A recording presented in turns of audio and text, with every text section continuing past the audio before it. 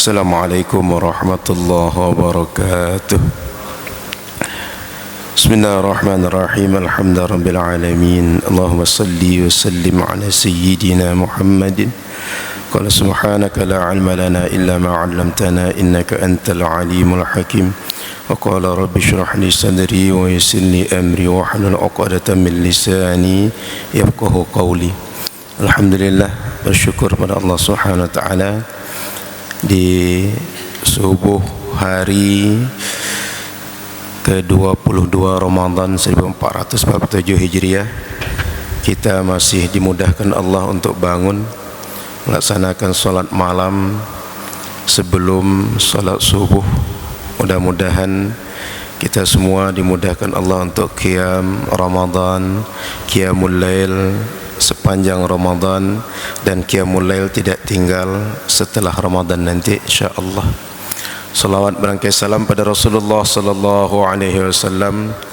Mudah-mudahan kita semua patut untuk nanti bersama dengan Rasulullah sallallahu alaihi wasallam dan mendapat doa Rasulullah, Allahumma sallim, Allahumma sallim. Saat kita melewati sirat, semua orang ketakutan, semua orang mungkin akan jatuh kepada neraka jahanam di bawahnya. Rasulullah mendoakan, ya Allah selamatkan, ya Allah selamatkan.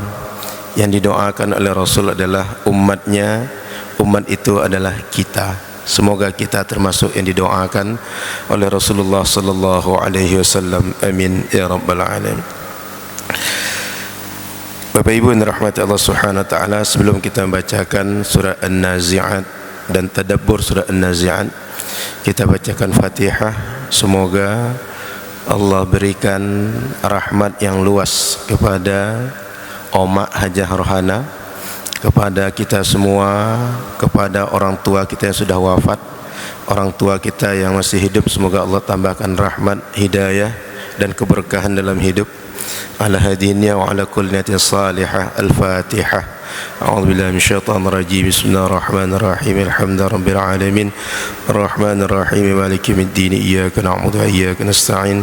Ihdinas siratal mustaqim. Siratal ladzina an'amta 'alaihim ghairil maghdubi 'alaihim waladdallin. Amin. Malam ini insyaallah kita akan membaca surat An-Nazi'at. Surat An-Nazi'at, surat kedua dari juz 30 yang terdiri dari 46 ayat dan termasuk kategori ayat Makkiyah. Makna ayat Makkiyah adalah ayat-ayat Al-Quran yang turun sebelum Nabi hijrah. Dan selain Makkiyah ada namanya Madaniyah. Madaniyah ayat-ayat Al-Quran yang turun setelah Nabi sallallahu alaihi wasallam hijrah.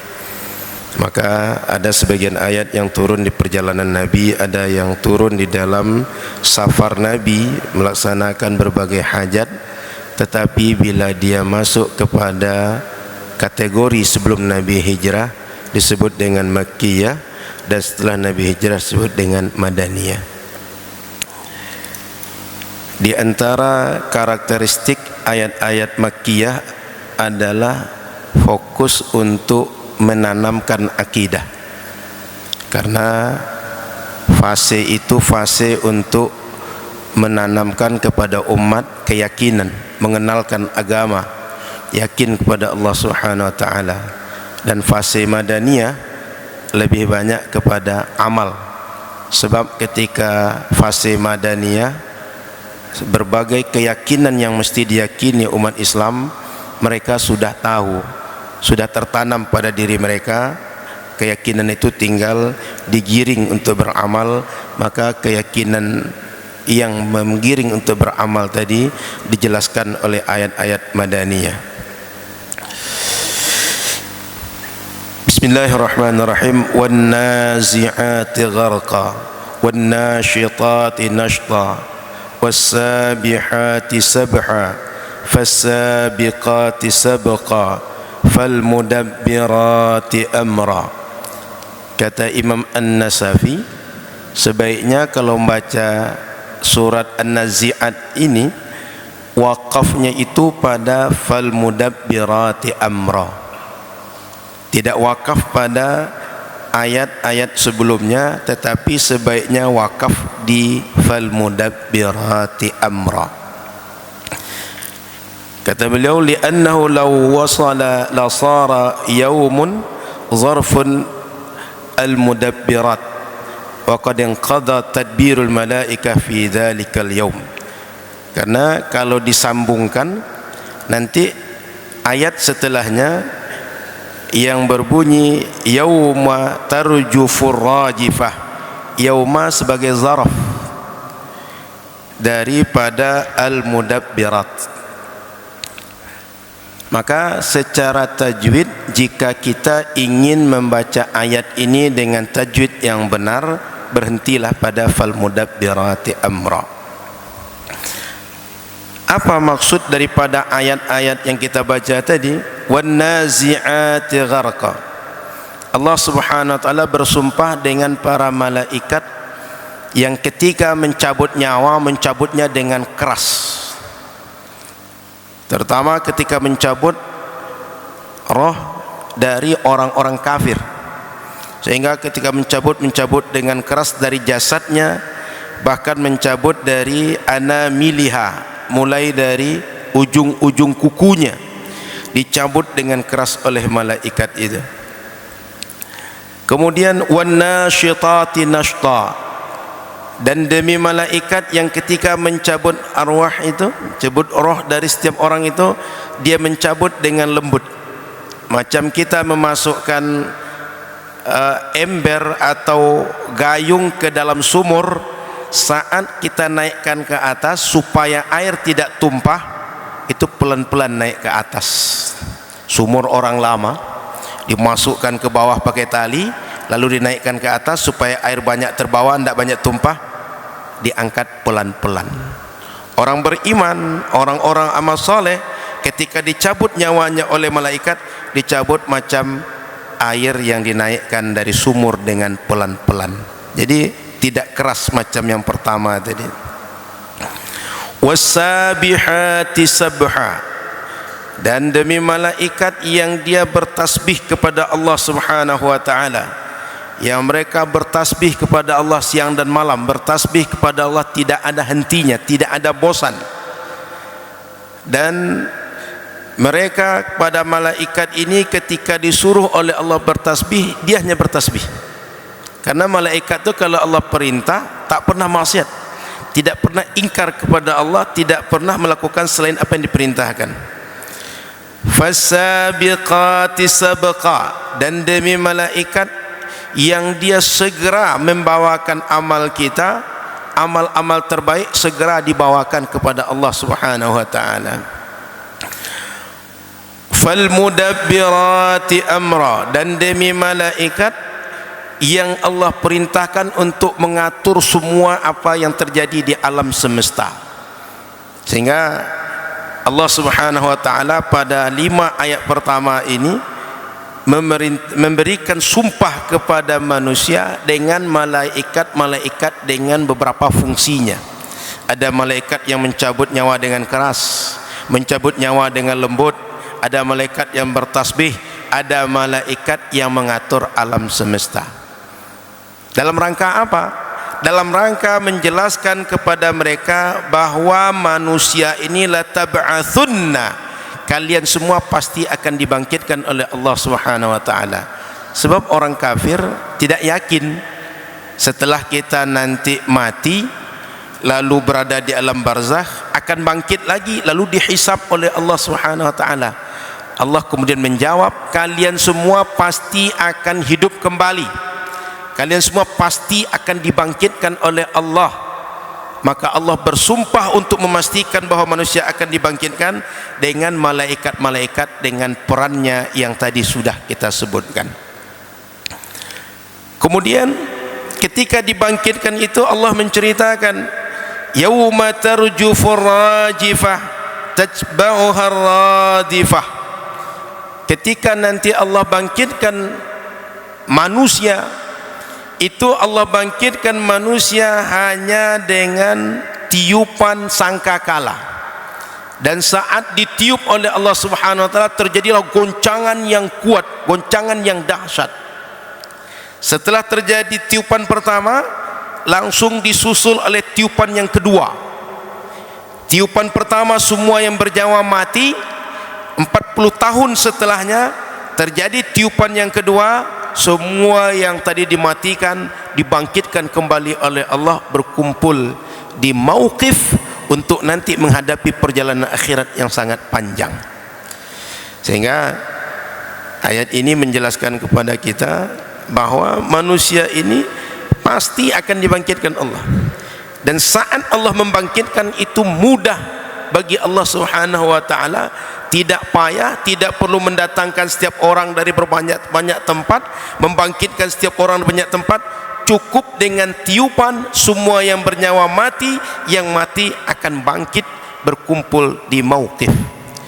Bapak Ibu yang dirahmati Allah Subhanahu wa taala, satu di antara keyakinan dalam akidah Ahlus Sunnah yang mesti kita yakini, bahwa kita kalau sudah mati, kita akan mengalami perjalanan akhirat, yang perjalanan akhirat itu dimulai setelah kita wafat, hidup di alam barzakh. Dan di alam barzakh itu pertama sekali akan kita lalui setelah orang meninggalkan kita di tempat kita sendirian, di pusara kita sendirian di dalam lahat, adalah pertanyaan dua orang malaikat Munkar dan Nakir. Ketika malaikat bertanya, sebagian ulama menjelaskan kalau datang kepada orang beriman, mereka dalam keadaan wajahnya menyenangkan. Kalau datang kepada orang kafir, orang munafik, dia datang dengan wajah yang mengenaskan, menakutkan. Imam Al-Bajuri menjelaskan bahwa ada yang membagi kalau malaikat Munkar Nakir yang datang kepada orang beriman itu berbeda yang datang dengan orang kafir. Tapi sebagian mengatakan tidak, malaikatnya sama, cuma cara dia datang yang tidak sama. Kalau kepada orang beriman dengan wajah yang menyenangkan, kepada orang kafir dengan wajah yang menakutkan. Setelah pertanyaan malaikat, disusul dengan ada nikmat atau azab kubur. Orang beriman, kita meyakini bahwa kita dalam kubur ada nikmat atau azab kubur.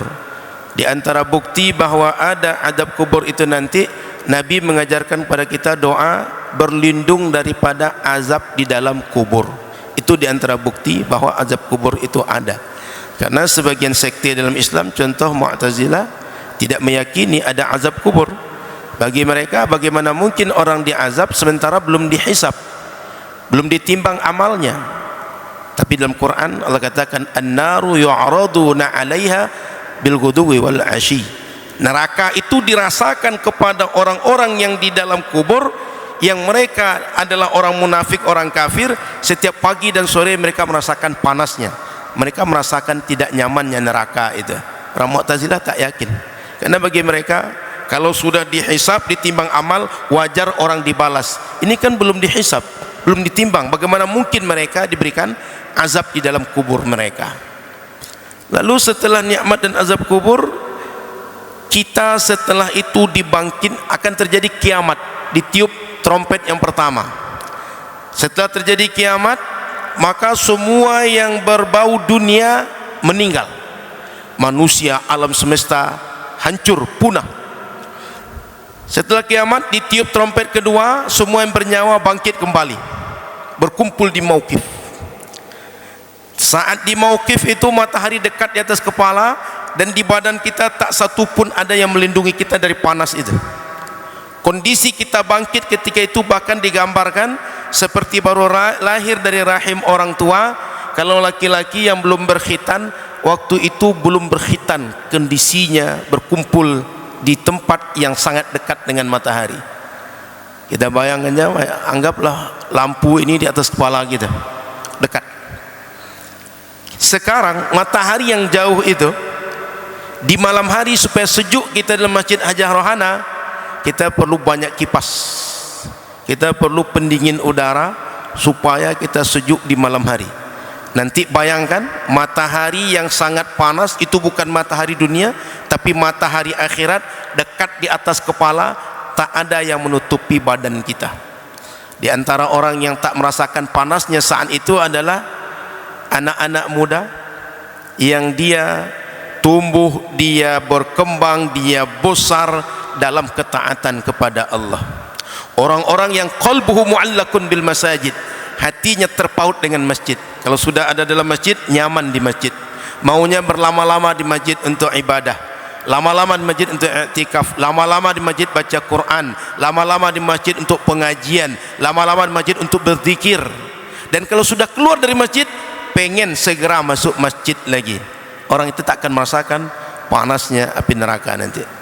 Termasuk orang-orang yang punya rasa takut dalam dirinya, sehingga ketika tengah malam dia merenungi dosa lalu menangis, itu tidak akan merasakan panasnya matahari yang dekat di atas kepala, dan matahari itu matahari akhirat. Kita kembali kepada ayat yauma tarjufur rajifah. Ketika nanti Allah bangkitkan manusia, maka Allah berikan malaikat Israfil untuk meniup dengan tiupan pertama, bergoncanglah dunia ini dengan goncangan yang kuat. Setelah itu terjadi tiupan yang kedua, jarak antara keduanya 40 tahun. Semua yang mati akan dibangkitkan oleh Allah Subhanahu wa taala. Apa yang terjadi saat itu? Qulubun yawma idin wajifah. Hati orang-orang yang mengingkari kebangkitan itu, dia saat itu cemas, dia takut dengan kondisi yang mengagetkan. Karena kaget sekali. Biasanya dunia ini bergerak tenang, meskipun dia berputar dengan kencang, tapi kita tak merasakan kencang. Tapi ketika terjadi goncangan itu, ditiup trompet pertama itu, terjadi goncangan yang hebat, maka kagetlah orang-orang yang mengingkari kebangkitan pada hari akhir itu. Absaruha khashi'ah, pandangan mereka tertunduk. Kita kalau sudah mati kutu, kalau sudah hilang wibawa, kalau sudah kadung malu, itu kita tertunduk. Tidak kuat kita untuk menatap siapapun. Kita kalau sudah merasa harga diri kita jatuh, tertunduk, tak berani memandang siapapun. Padahal belum tentu orang menilai kita dengan penilaian yang ada dalam pikiran kita, tapi psikologis kita kalau sudah berada pada kondisi yang memalukan atau menurut kita menjatuhkan harga diri, kita akan tertunduk. Maka orang-orang yang mengingkari kebangkitan itu, mereka tertunduk saat itu. Yaquluna, dulu di dunia mereka mengatakan, mereka mengejek-ejek, a inna lamarduduna fil hafirah, apakah kami ini akan dibangkitkan lagi macam hidup yang pertama dulu? Kita sudah hidup lalu mati, tulang belulang sudah hancur. Apa mungkin yang tulang belulang sudah hancur, yang daging semua sudah habis itu akan bangkit lagi? Mereka mengolok-olok dulu. Tidak masuk akal, kalian ni mengada-ada aja. Mana pula mungkin orang yang sudah habis, orang yang sudah mati, orang yang tulang-tulangnya pun sudah habis, dia akan balik lagi? Tidak akan mungkin. Tapi Allah Subhanahu wa taala bisa menghidupkan kembali yang sudah mati. Jangankan menghidupkan kembali yang sudah mati, yang tidak ada menjadi ada bisa. Apalagi yang sudah pernah ada dibalikkan lagi kepada kondisi awal, itu lebih bisa oleh Allah Subhanahu wa taala. Secara nalar, yang tadinya tak ada lalu kemudian menjadi ada, itu lebih susah dibanding yang sudah ada kemudian yang sudah ada tadi rusak dikembalikan kepada kondisi awal. Itu lebih mudah. Maka mereka dulu mengejek di dunia, mana pula kita akan dibangkitkan? Sudah mati, dah selesai, habis dah, selesai urusan kita. Nak akan lagi bangkit kita, nak akan lagi kita akan hidup, nak akan lagi mempertanggungjawabkan, nak akan lagi berjumpa dengan Allah, nak akan lagi berbagai hal pembalasan terjadi pada diri kita. Lalu kata Allah Subhanahu wa taala, "Aidza kunna 'idhaman nakhirah qalu tilka idan karratun khasirah." Ketika itu tulang belulang sudah hancur, kemudian kata mereka yang mengingkari kebangkitan itu, tilka idan karratun khasirah, kalau kami dibangkitkan, kami akan kembali dalam keadaan merugi, karena tak ada amal yang dibawa. Karena ketika dunia hanya ingkar, di dunia berbuat sesukanya, di dunia berbuat apa saja yang dia mau, yang halal dia haramkan, yang haram dia halalkan, dan sebaliknya. Maka mereka menganggap kalau balik berarti kami rugi. Lalu Allah menjelaskan fa innama hiya zajratu wahidah. Perlu kalian tahu bahawa ba'ats itu, manusia dibangkitkan itu, bagi Allah mudah, tak susah. Hanya dengan satu tiupan selesai semuanya. Tidak macam kalian, kalau perang pasukan itu banyak, kita mesti bunuh satu-satu baru selesai pasukan tadi. Tapi kalau bagi Allah, semua orang yang bernyawa, berapapun jumlahnya, sekali tiupan selesai. Mudah bagi Allah Subhanahu wa taala. Kita ini kan sering membandingkan apa saja yang terjadi di dunia ini dengan apa yang menjadi nalar kita atau apa yang menjadi kemampuan kita. Sementara Allah Subhanahu wa taala Khaliq, dia pencipta, bukan makhluk. Dia Allah Subhanahu wa taala bersifat qadir, mampu menjadikan yang tak ada menjadi ada, yang ada menjadi tak ada. Itu bagi Allah Subhanahu wa taala mudah. Dan innama qauluna idza aradna li syai'in an naqula lahu kun fayakun.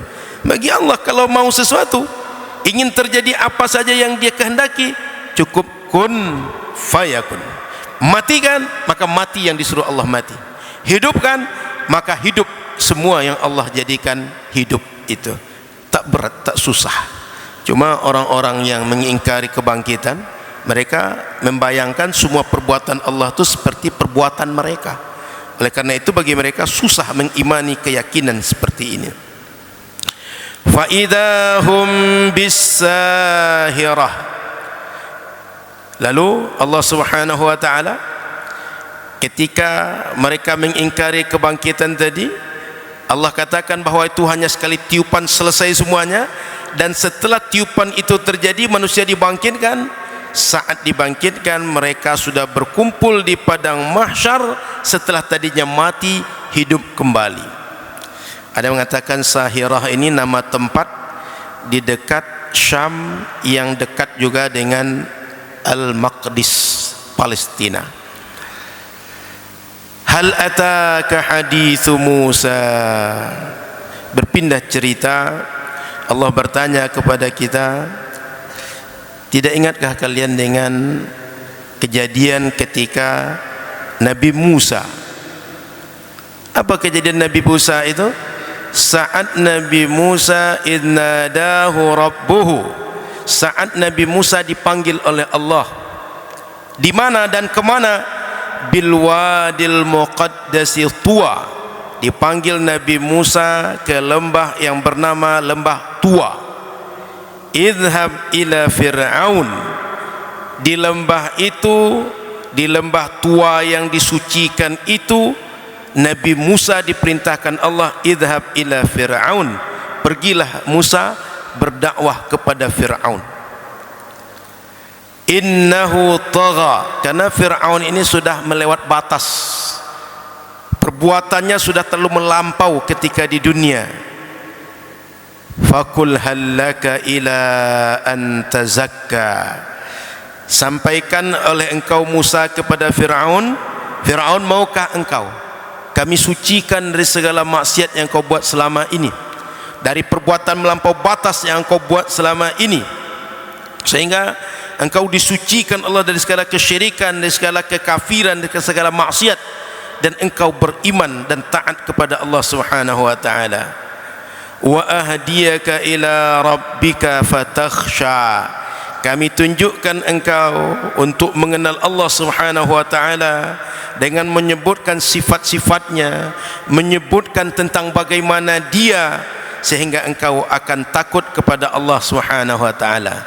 Karena orang yang bisa takut kepada Allah kalau dia kenal. Orang kalau tak kenal tak takut. Di sini orang kalau tak kenal dengan siapa kita, orang menganggap kita biasa. Kita itu hebat di hadapan orang yang kenal kita. Tapi orang kalau tak kenal kita menganggap kita biasa saja. Sehebat apapun kita di kaum kita, sebesar apapun nama kita, sesoleh apapun kita dalam pandangan masyarakat kita, orang yang tak kenal kita menganggap kita biasa saja. Maka kita ini kadang-kadang sering overthinking terhadap orang yang tak kenal dengan kita. Padahal belum tentu orang tadi mengenal kita lalu menyikapi kita, memperlakukan kita dengan yang biasa kita terima dari orang yang kita kenal. Maka sebaiknya dimanapun kita berada, berjumpa dengan siapapun dalam kondisi apapun, tetap tawadhu, rendah hati, sehingga tak melambung dipuji orang dan tidak tumbang ketika dicela oleh siapapun. Sebab memang sudah tabiat manusia di mana saja, yang tak kenal kita itu dia tak bisa memperlakukan kita sebagaimana kita diperlakukan biasa. Kemudian kalau kita ingin kenal dengan Allah, kalau kita takut kepada Allah, mesti kenal dengan Allah. Itu sebabnya dalam Al-Quran, innama yakhshallaha min ibadihil ulama. Yang hanya bisa takut kepada Allah adalah ulama. Kenapa ulama bisa takut kepada Allah? Ulama kenal dengan Allah, ulama tahu Allah. Orang yang tak tahu Allah tak akan takut dengan Allah. Orang tidak tahu bagaimana kehidupan setelah meninggal, bagaimana kiamat nanti. Kalau tidak tahu dia tidak akan takut. Tapi kalau dia tahu dia takut. Maka Nabi Musa dia mengajak Fir'aun untuk kenal dengan Allah supaya takut dengan Allah Subhanahu wa taala. Tapi kemudian apa yang terjadi ketika Nabi Musa datang kepada Fir'aun? Fa'arahul ayatal kubra. Nabi Musa memperlihatkan tanda-tanda kebesaran Allah kepada Fir'aun. Di antaranya dinampakkan tongkat Nabi Musa dan dinampakkan tangan Nabi Musa yang bercahaya. Kemudian fakadzdzaba wa 'asa, Fir'aun itu tidak mengimani Nabi Musa, bahkan mendustakan Nabi Musa. Wa 'asa, dan dia maksiat kepada Allah, dia ingkari Allah Subhanahu wa taala. Tsumma adbara yas'a, dia bahkan berpaling dari Nabi Musa. Dan ketika berpaling dari Nabi Musa, dia berusaha bagaimana untuk menundukkan Nabi Musa, mengalahkan Nabi Musa dan menampakkan kehebatan dia. Orang-orang yang pongah memang begitu, orang angkuh begitu. Begitu kita ingin membungkam dia, dia berupaya untuk naik ke atas, dan ketika naik ke atas dia ingin membungkam kita dan menampakkan kehebatan dia. Apa yang dilakukan oleh Fir'aun setelah itu? Fahasyara fanada, dia kumpulkan para tukang sihirnya. Setelah dikumpulkan para tukang sihir tadi, dikumpulkan masyarakat, dikumpulkan Nabi Musa, lalu apa kata Fir'aun di situ? Faqala ana rabbukumul a'la. Kalian semua sadari, aku ini Tuhan kalian paling tinggi. Tuhan Musa itu adalah Tuhan yang bukan sehebat aku. Aku lebih hebat pada Tuhan Musa, lebih hebat pada Musa, lebih hebat daripada semuanya. Ana rabbukumul a'la, kata Fir'aun. Fa akhadahu Allahu nakalal akhirah. Lalu Allah Subhanahu wa taala memberikan pelajaran kepada Fir'aun dengan hukuman yang berupa hukuman di akhirat nanti, wal ula, dan hukuman yang diberikan di dunia. Banyak. Semasa Fir'aun itu didatangkan kutu, didatangkan berbagai hewan-hewan yang sangat banyak, sehingga kesusahan Fir'aun. Ditenggelamkan Fir'aun yang dia merasa hebat kekuasaannya di atas sungai, di atas air, yang istananya megah di atas air, yang mengalir di bawahnya, nampak air di bawahnya. Allah hancurkan dia dengan air. Tenggelam ketika mengejar Nabi Musa dan pasukan Nabi Musa. Maka Fir'aun yang sombong, yang angkuh, Allah hukum dia di dunia dan hukum di akhirat nanti. Inna fi dzalika la'ibratan liman yakhsha. Maka kisah Fir'aun yang dulu sangat hebat, yang sangat kuat, yang punya bala tentara banyak, kemudian dia binasa, itu bagi kita bisa menjadi ibrah, pelajaran. Ibrah itu maksudnya ada sesuatu pada orang lain, lalu yang sesuatu pada orang lain itu kita bawakan pada diri kita, sehingga ketika kita bawakan pada diri kita, andai kita berada pada posisi itu, andai kita merasakan hal yang seperti itu. Ibrah itu abr, abr itu menyeberang. Makanya jembatan sebut dengan ubur, dari orang lain ke kita, berpindah dari kondisi orang kepada kondisi kita, supaya kondisi orang kita rasakan. Maka ibrah, kejadian Fir'aun bisa menjadi ibrah bagi kita, menjadi pelajaran bagi kita. Liman yakhsha, siapa yang bisa mengambil pelajaran itu? Liman yakhsha, hanya orang-orang yang takut kepada Allah. a antum ashaddu khalqan amis samaa'u banaha. Allah kemudian balik bercerita kepada orang mengingkari kebangkitan tadi, kalian yang mengingkari kebangkitan, apakah menciptakan kalian itu lebih susah bagi Allah, lebih payah bagi Allah daripada menciptakan langit yang tak bertiang nih? Semua langit tak bertiang ini dari ujung ke ujung, sejauh mata memandang, semuanya bergantung di atas. Itu bagi Allah mudah menciptakannya. Kalian tak sebesar langit, tak seluas langit, tak sehebat menciptakan langit dengan berbagai teknologi yang kalau manusia buat tak akan bisa seperti itu. Itu bagi Allah mudah. Apalagi cuma kalian ini yang kecil, yang menciptakannya sebentar, yang usianya pendek, yang badan fisiknya juga kecil. Bagi Allah lebih mudah. Asyaddu khalqan amis samaa'u banaha. Langit yang Allah jadikan tanpa tiang, yang Allah sempurnakan penciptaannya. Rafa'a samkaha fasawwaha. Allah angkat langit tadi, Allah tinggikan langit tadi, fasawwaha. Dan juga Allah ciptakan semua alam semesta ini, dijadikan bumi. Dan bumi tadi dia adalah hamparan, yang hamparan itu semuanya adalah bisa mendatangkan manfaat bagi manusia. Langit yang luas tadi itu enggak ada lubangnya, sehingga tiba-tiba benda langit jatuh menimpa kita. Allah jadikan ada pelindung di alam semesta ini. Kalau kita pelajari, atmosfer kita itu banyak lapisan-lapisannya, sehingga kalau ada benda langit yang besar jatuh, itu sampai ke kita mungkin macam pasir yang sampai saja, padahal dia sangat besar. Kenapa? Allah menjaga kita. Begitu hebatnya penciptaan Allah. Wa altasha lailaha. Allah Subhanahu wa taala menjadikan langit ini, alam semesta ini, kalau sudah malam kelam, tertutup, tak ada lagi yang bisa nampak macam siang hari. Bagi Allah bagaimana caranya? Matahari dipindahkan ke tempat yang lain sehingga tenggelam di tempat kita, tak nampak lagi cahaya. Lalu wa akhraja duhaha. Kemudian wal arda ba'da ada yang tertinggal, wa aghtasha lailaha wa akhraja duhaha. Esok pagi ketika Allah ingin di tempat kita terang lagi, dibangkitkan lagi matahari yang kemarin sudah hilang, muncul lagi.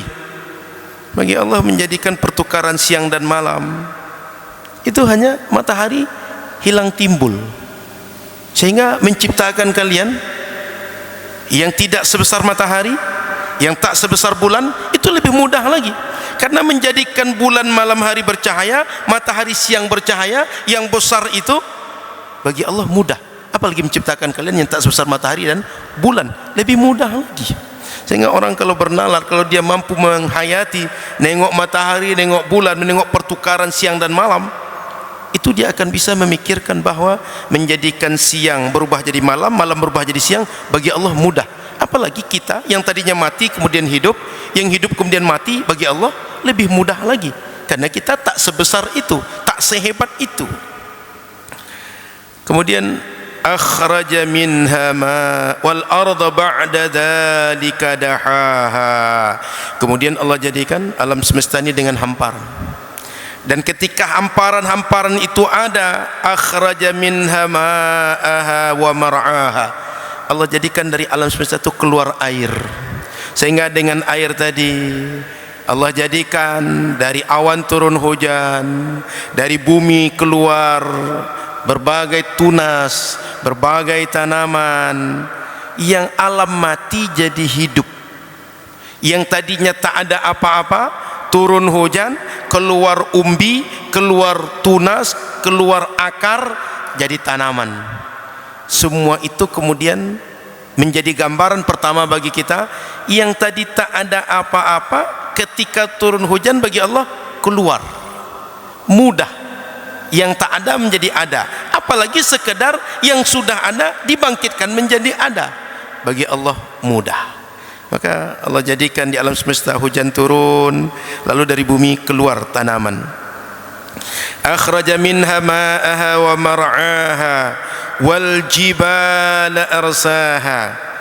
Dan di bumi ini Allah jadikan bukit-bukit mengokohkan, gunung-gunung mengokohkan, sehingga perputaran gravitasi tak terasa tergoncang betul, karena ada bukit, ada gunung yang mengokohkan alam semesta kita ini.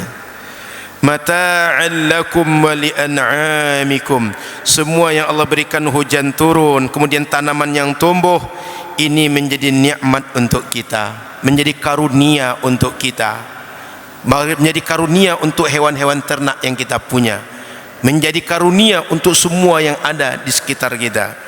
Sehingga alam semesta ini dari tidak ada apa-apa menjadi ada apa-apa dan banyak isinya, semuanya karunia bagi kita, dan itu semua mudah bagi Allah untuk menjadikannya.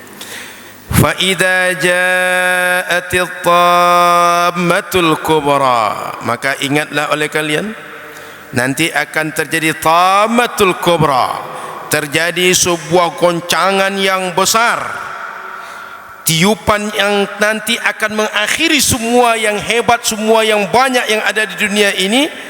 Dan saat itu manusia akan dibangkitkan, akan dikumpulkan, akan dibalas oleh Allah Subhanahu wa taala. Sehingga orang yang amal soleh patut dibawa ke surga akan dimasukkan ke surga, orang yang berbuat salah patut masuk neraka akan dibawa ke neraka. Semua orang akan mengalami itu nanti. Maka kita semua mesti ingat dari sekarang, yauma yatadakkarul insanu ma sa'a. Saat itu baru manusia tersadar. Dulu di dunia kenapa hidup sebentar tak beramal, sekarang ketika sudah mati tak bisa lagi balik, dan catatan amal tak bisa lagi dirubah. Kita perlu sadar semua bahwa apapun yang kita buat, semua yang ada dalam catatan amal itulah apa yang kita buat. Malaikat dia hanya mendokumentasikan, merekam apa yang kita buat. Malaikat itu tak punya ambisi dia merubah yang baik menjadi tidak baik, yang tidak baik menjadi baik. Dia tak punya ambisi itu, dia tak punya nafsu, dia tak punya hasrat untuk menjatuhkan kita atau mengangkat kita. Bagi dia apa yang ada itu dia buat. Masuk kepada yang baik dicatat oleh malaikat, catat kebaikan. Masuk kepada yang tidak baik dicatat malaikat adalah dosa kita. Sehingga begitu nanti dibuka buku catatan amal, itu semuanya a'maluna, amal yang kita buat, bukan amal orang, bukan malaikat buat-buat. Malaikat tak bisa buat-buat karena mereka tak punya hasrat, tak punya keinginan untuk menjatuhkan kita. Sehingga nanti di akhirat jangan pernah kita kaget, ma li hadzal kitabi la yughadiru saghiratan wala kabiratan illa ahsaha. Ini kok catatan amal ada semua, dosa besar, dosa kecil, yang nampak, yang tersembunyi kok ada semua. Jangan sampai kaget, karena catatan amal kita tak ada yang terlewat. Semua yang kita buat, dilihat orang atau tidak, akan nampak di situ, ditulis semuanya oleh malaikat apa adanya. Di dunia orang kalau tak nampak kita, dia tak bisa perkarakan kita. Kalau tak nampak kita, tak bisa mencatat kesalahan kita. Tapi di akhirat malaikat akan nampakkan semuanya. Yauma yatadzakkarul insanu ma sa'a wa burrizatil jahim, nanti ditengokkan neraka jahim. Liman yara, akan ditengokkan neraka jahim. Maka orang-orang ketika melihat neraka jahim itu akan nampak dengan terang olehnya, tak ada lagi penghalang. Di dunia tak pernah nampak neraka, kita alhamdulillah punya rasa takut. Bayangkan kalau neraka itu nampak oleh kita, begitu nampak takutnya luar biasa. Luar biasa kecemasan dialami oleh orang yang nampak langsung neraka jahim itu nanti. Fa amma man tagha wa athara al-hayatad dunya, maka orang-orang yang ketika di dunia saat nampak kiamat itu terjadi, dia di dunia dulu melakukan amal yang terlewat batas sehingga dia kafir, dia ingkar kepada Allah, wa athara al-hayatad dunya, dan lebih memprioritaskan, lebih mengejar kehidupan dunia dibanding akhirat, sehingga memperturutkan syahwatnya, melakukan apa saja yang dia mau. Fa innal jahima hiyal ma'wa, neraka jahim yang ditengokkan kepada dia itu, itulah tempat kembali dia. Wa amma man khafa maqama rabbih wa nahan nafsa 'anil hawa fa innal jannata hiyal ma'wa. Dan orang-orang yang ketika di dunia dia merasa takut kepada Allah di mana saja berada, merasa takut bahwa kalau dia buat tak Allah suka, merasa takut apa yang dia buat tak sesuai dengan yang Allah mau. Maka di dunia dia juga tidak mengikuti keinginan nafsu syahwat dia. Apa yang terjadi dengan dia? Fa innal jannata hiyal ma'wa, dia akan dikembalikan oleh Allah Subhanahu wa taala ke dalam surga. Yas'alunaka 'anis sa'ati ayyana mursaha. Maka orang-orang kafir mereka bertanya kepada Nabi Muhammad, Muhammad, kapan kiamat itu terjadi? Mereka mencari helah saja. Kalau betul kiamat terjadi, kapan terjadi? Seperti apa betul kiamat itu? Fima anta min dzikraha. Sebenarnya untuk apa engkau sebutkan pada mereka Muhammad? Mereka tak akan beriman. Dikasih tahu pun mereka tak akan beriman. Sudah banyak tanda-tanda pun mereka tak akan beriman. Dikasih tahu berbagai penjelasan pun mereka tak akan beriman. Ila rabbika muntahaha. Sampaikan kepada mereka bahwa ilmu tentang kejadian kiamat itu hanya Allah yang tahu. Bahwa ilmunya ada pada Allah Subhanahu wa taala. Innama anta munziru man yakhshaha. Muhammad, engkau hanya memberi peringatan untuk orang-orang yang takut dengan Allah, takut dengan kiamat. Karena hanya orang seperti itu yang akan bermanfaat bagi dia peringatan. Fadzakir fa inna dzikra tanfa'ul mu'minin. Orang-orang beriman kalau berperingatan, dia manfaat peringatan bagi mereka. Dan orang kafir, orang-orang yang hatinya mati, tak akan manfaat bagi mereka peringatan. Jadi orang kafir kalau tanya tentang kiamat itu hanya sekedar bertanya saja, tak akan manfaat bagi mereka. Dijelaskan pun tak akan manfaat bagi mereka. Innama anta munziru man yakhshaha ka'annahum yawma yarawnaha lam yalbathu illa 'ashiyatan aw duhaha. Kiamat itu kalau sudah terjadi, maka kita akan menyadari bahwa hidup di dunia ini bagaikan sepotong keadaan di pagi hari atau sepotong sore hari saja. Tak lama hidup di dunia ini. Kapan kita menyadari bahwa hidup dunia itu sebentar, bahwa hidup dunia itu tak lama? Kalau kiamat sudah terjadi. Kalau belum terjadi, terasa hidup dunia ini lama betul, panjang betul. Maka orang-orang yang susah merasa lama betul penderitaan kami di dunia. Orang-orang yang di dunia ini diuji dengan berbagai bala merasa hidup lama betul. Padahal kata Al-Quran, ka'annahum yawma yarawnaha lam yalbathu illa 'ashiyatan aw duhaha. Kalian di dunia itu hidup yang panjang kalian rasakan itu hanya seperti sekeping pagi, siluet pagi dan siluet sore sebentar saja, tak lama. Tapi kita menganggapnya hidup ini lama, sehingga orang menganggap hidup ini lama, dia lena, dia lupa, dia ikuti segala apa yang dia mau, sehingga ketika di dunia dia lupa akan pulang ke kampung aslinya. Kampung asli kita adalah akhirat, dan setiap kita pasti akan balik ke sana, tak ada yang tidak balik. Kita tidak bisa tidak pasti balik. Maka yang mesti kita lakukan adalah persiapkan bagaimana kita balik itu dengan bekal yang cukup. Sama dengan kita ini lebaran sebentar lagi mau datang, semua kita pengen balik ke kampung. Apa yang kita persiapkan balik ke kampung? Kalau orang-orang kota, bagaimana bawa oleh-oleh ke kampung, bagaimana bawa THR ke kampung. Tapi kalau balik ke akhirat nanti, bukan roti, bukan kue, bukan kek, bukan THR. Yang kita bawa adalah amal-amal saleh kita.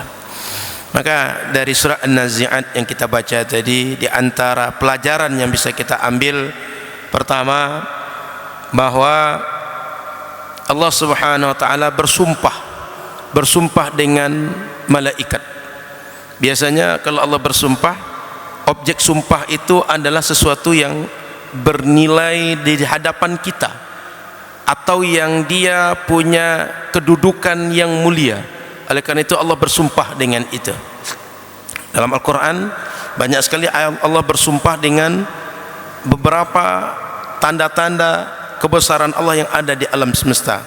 Ada wal fajri, ada wal syamsi, ada wal duha, ada wal laili, dan beberapa keadaan-keadaan yang lain.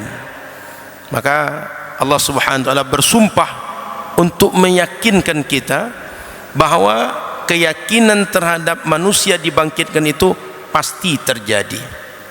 Oleh karena itu, kita sebagai umat Rasulullah Ahlus Sunnah wal Jamaah mesti yakin hidup di dunia ini akan ada ujungnya. Dan itu tak perlu kita buktikan dengan berbagai teori, karena setiap saat kita melihat ada orang-orang yang wafat. Dan menjadi kemalangan bagi kita di Ramadan ini, banyak orang-orang baik meninggal.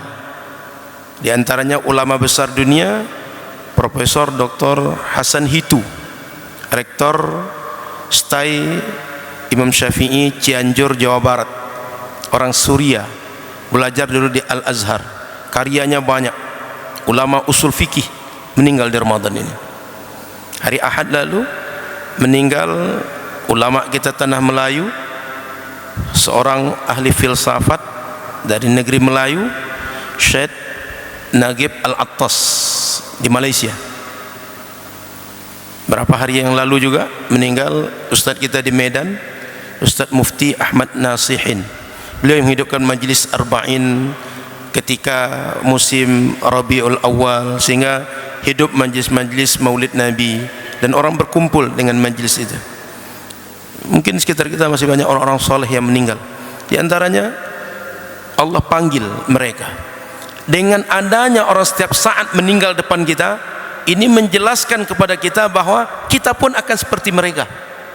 Sehingga tidak perlu teori, tidak perlu dibawa kemana-mana kita untuk menunjukkan kalian ini pasti akan mati. Sebab kita sudah melihat setiap hari, bahkan sudah ikut mengantarkan ke liang lahat. Fulan meninggal, fulanah meninggal, kita yang meletakkan jasadnya di liang lahat. Maka kita semua mesti yakin bahwa hidup di dunia tak selamanya, kita akan mati. Pelajaran selanjutnya, bahwa keimanan-keimanannya di pokok dalam agama ini, ada juga orang yang mengingkarinya. Tidak hanya orang kafir, orang dalam Islam pun ada yang mengingkarinya. Oleh karena itu, kita berusaha agar terus belajar, dan anak-anak kita ajarkan akidah yang benar. Kita bawa mereka ke pengajian. Karena hari ini di antara masalah kita adalah anak-anak muda, anak-anak kecil kurang tertarik ke pengajian. Orang-orang tua mau duduk di pengajian, sementara orang-orang tua ini sudah banyak bekal amal dan tinggal beramal. Anak-anak kecil, anak-anak muda, mereka akan perlu hidup panjang. Setelah mereka lahir ke dunia, mereka akan butuh banyak bekal ilmu dan amal, sementara mereka tak belajar. Orang yang sudah berilmu belum tentu bisa benar beramal, apalagi tak ada ilmu, belum tentu bisa mereka beramal. Maka secara nalar, kalau orang berilmu belum bisa beramal dengan benar, orang tak berilmu lebih tak bisa lagi beramal dengan benar. Maka kita ajak keluarga kita ajak anak-anak kita, karena hari ini kalau anak-anak kita tak kita paksakan, tidak kita kondisikan untuk belajar, banyak betul yang merusak mereka, dan yang merusak itu lebih dahsyat, lebih kencang, lebih luas, dan lebih mudah dibanding untuk membentuk karakter-karakter anak-anak kita. Sehingga di Ramadan, bawa mereka ke masjid, bawa mereka i'tikaf, bawa mereka untuk tilawah Al-Quran, bawa mereka untuk tadarus, bawa mereka untuk puasa, bawa mereka untuk Maidatul Rahman, berbuka bersama, agar mereka hidup syiar agama dalam diri mereka, agar mereka tahu bahwa yang kita lakukan inilah bagian dari agama kita, dan mereka pun akan melakukannya nanti kalau kita tak ada bersama dengan mereka. Kemudian Bapak Ibu yang dirahmati Allah Subhanahu wa taala, di antara pelajaran bisa kita ambil dari surat An-Nazi'at ini, di antara manusia ada yang ingkar kepada Allah Subhanahu wa taala dan merasa dirinya Tuhan. Dulu pelakunya Fir'aun, hari ini mungkin akan muncul lagi pelaku-pelaku yang lain, dan sampai kiamat mungkin akan muncul lagi pelaku-pelaku yang lain. Kita jangan sampai seperti itu. Kita tidak akan pernah ada di dunia kalau tidak Allah yang ciptakan. Kita tidak akan pernah seperti sekarang kalau tidak Allah yang jaga kita. Kita tidak akan pernah seperti sekarang sehat, tenang, nyaman kalau tidak Allah yang memberikan kasih sayangnya, rahmat dan rahman dan rahimnya kepada kita. Kita tidak akan pernah seperti ini sekarang kalau tidak Allah Subhanahu wa taala yang membimbing, yang mengarahkan kita, yang menunjukkan kepada kita sehingga kita tahu mana yang benar, mana yang salah, mana yang patut dibuat, mana yang tidak patut dibuat. Maka Bapak Ibu yang dirahmati Allah Subhanahu wa taala, kita mesti menyadari semua pemberian Allah sehingga kita bersyukur pada Allah Subhanahu wa taala.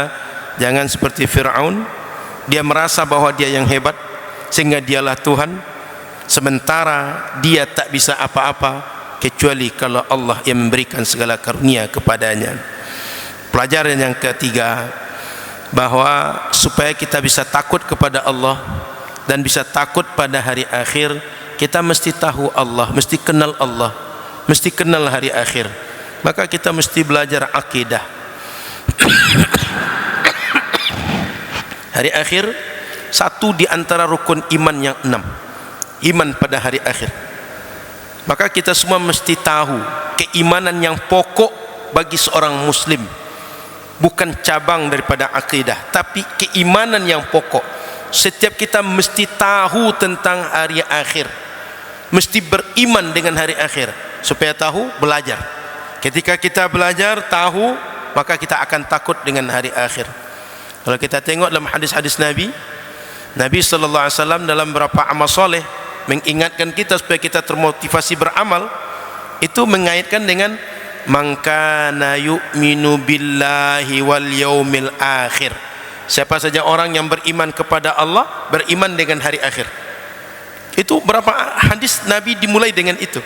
Supaya apa? Orang kalau dia kenal hari akhir, iman dengan hari akhir, dia di dunia ini akan benar-benar beramal dan dia takut berbuat yang salah.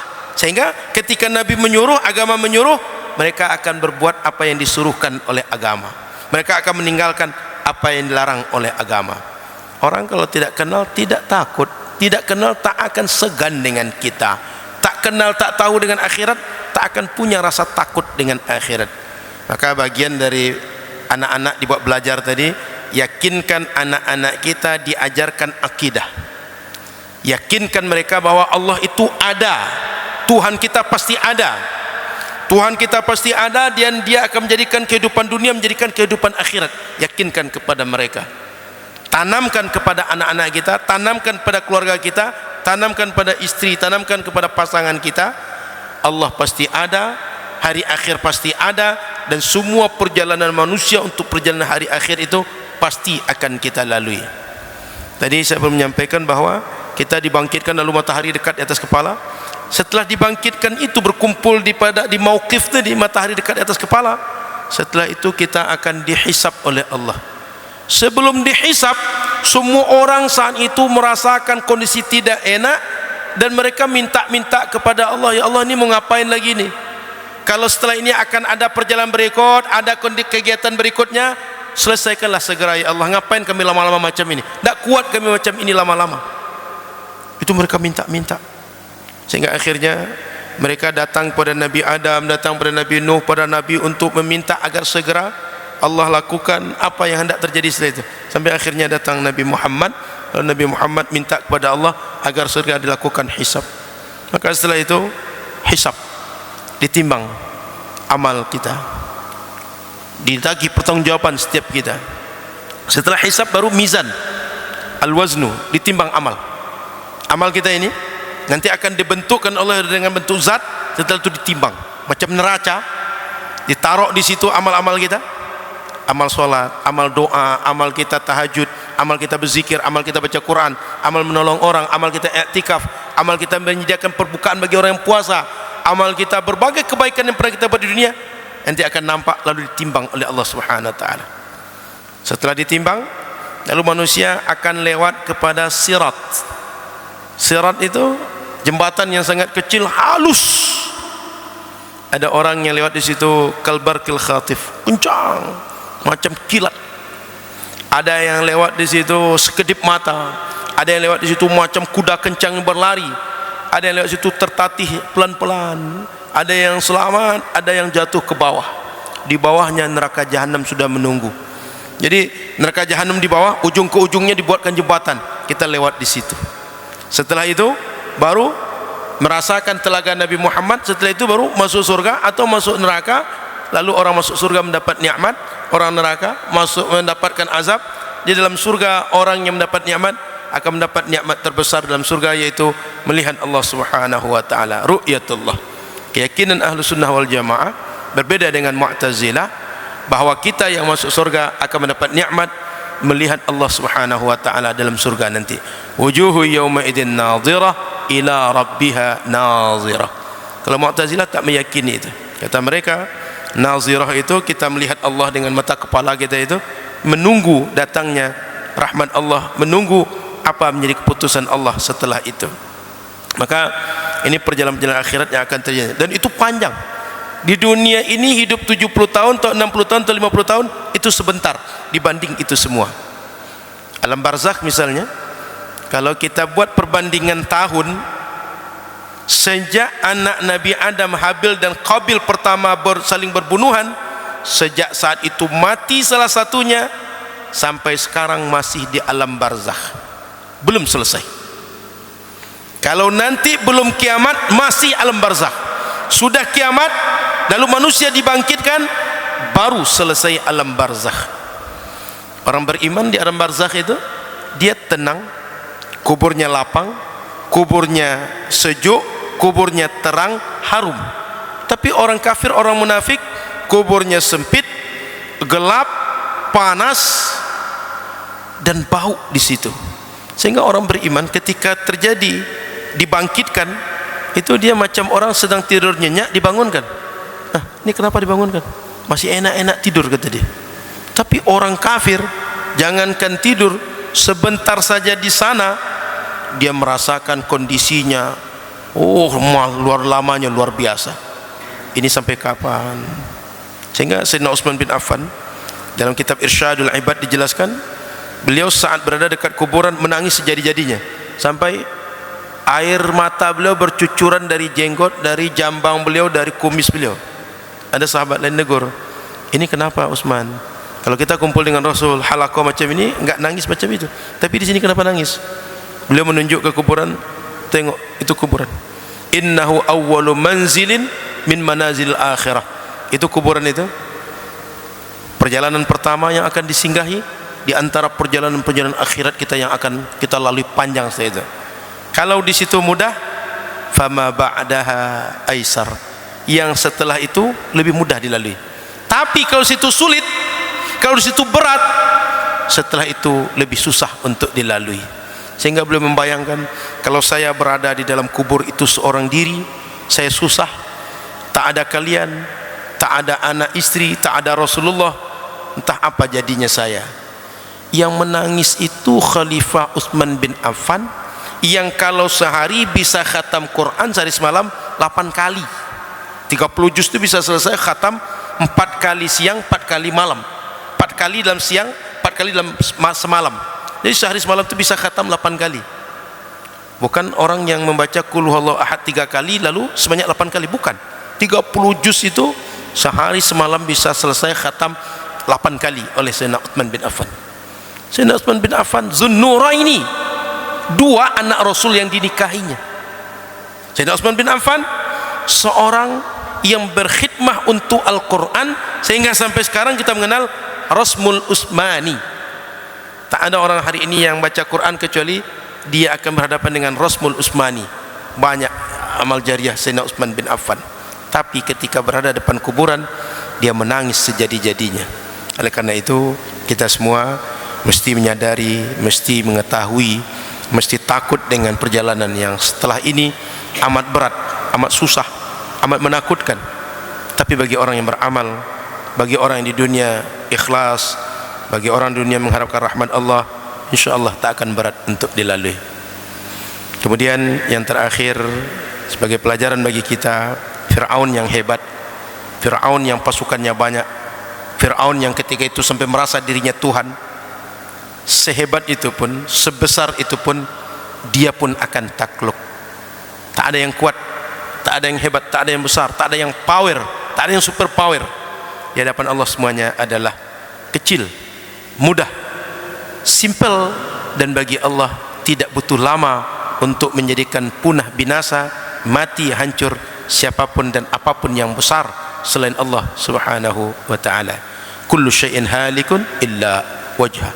Semuanya akan punah kecuali Allah Subhanahu wa ta'ala.